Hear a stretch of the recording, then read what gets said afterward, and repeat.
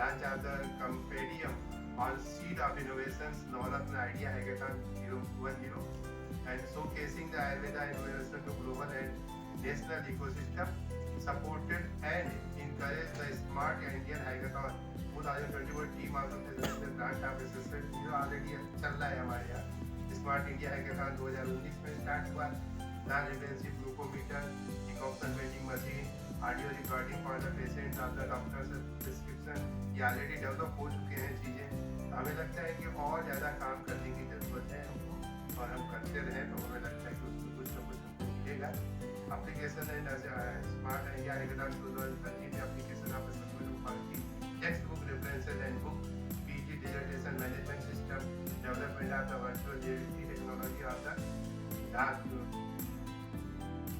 big players in medical devices. So certain people like Tatas, Birlas, Ambanis and Adanis are there in every field but not in medical devices. I think now they are getting into slowly, just started. But I think you can't take any of these companies when it comes to medical devices. So, but good, this thing is key since I am associated with this with various ministries, particularly Ministry of Pharmaceutical, DST, DBT, ICMR and DST. So, there is a lot of now new innovations which are happening. I think it may not solve your immediate problem, but I think future we can expect less reliance and more affordable medical devices. One is key, there are about 200 plus incubators just for medical devices in the country, which make only medical devices, diagnostic equipment, instrumentation.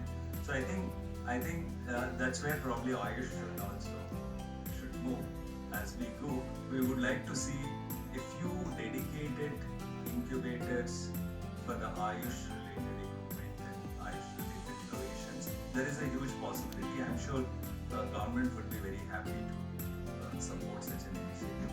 And also the funding opportunities have increased in a lot of them. For example, when you start, initially your first innovation starts in your school or a college.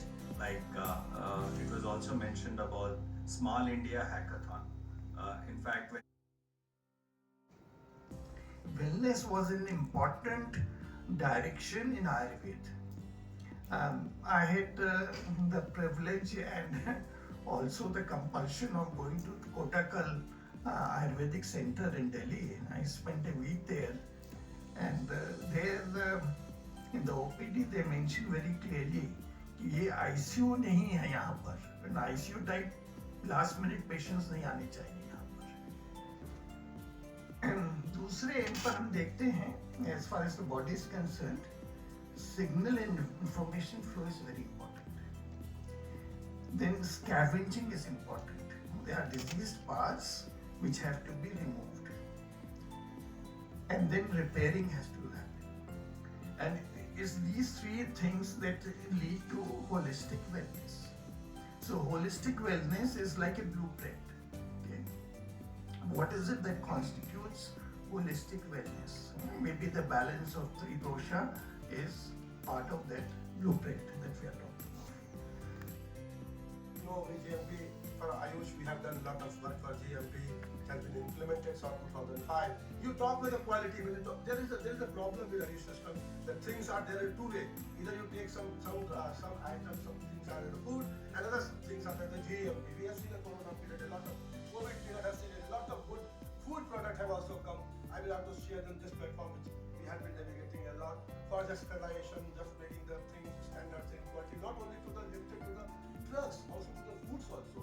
So this quality is important. That management system we all understand. This could be followed by how significantly it reduces the cost, how it ensures that yes, the product meets the specification, how the improved products come in the body. These things are related to the quality control.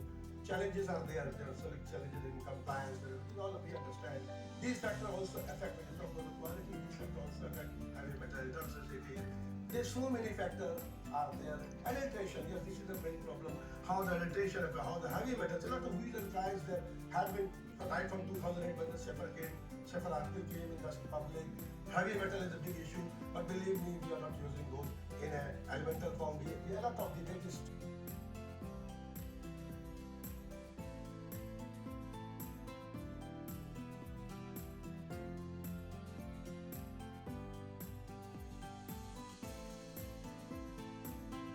etc. Another one is Kharli Rasayan, third one is Portali, and fourth one is Porpurpati Rasayan. This Kharli Rasayan comes under the Bhasma. Basically, Bhasma you can use as a principal medicine or as a secondary raw material. What is Bhasma? Bhasma refers to a special type of purified ash obtained through a meticulous process of calcination, most commonly using metals, minerals, stones, animal products, and sometimes herb. This process involves several steps: purification, that is a shodhan, treatment with the herbal juices or decoctions, and repeated incineration at high temperatures, often in clay crucibles to render the original substance into fine bioavailable powder. So that word is very important, bioavailable powder, because you can't consume iron as such. We, the persons from the Raj Shastra, are preparing iron as a bioavailable, in the bioavailable form, so anyone can consume it and get good quality results. In our Raj Shastra stream, there is one medicine, Tappe Dilova. If we are giving a Tappe Dilova for a person for 1 month, we will get improvement in the GSP percentage of by 1%. So that is a great improvement from a single medicine as a treatment in comparison with other conventional medicines. So this is the greatness of our science, that we are preparing Bhasma in such a bioavailable form that it can give you results more than conventional system of medicines. Indian Standard Institute to develop standards for and implement standards for Indian industry. Then in mid 1980s, the necessity of giving a legal status to this institute was felt, and the institute was which led the enactment of Bureau of Indian Standards Act 1986 and subsequently BIS Act, Revised Act 2016 gave this institute as a status of national standards body.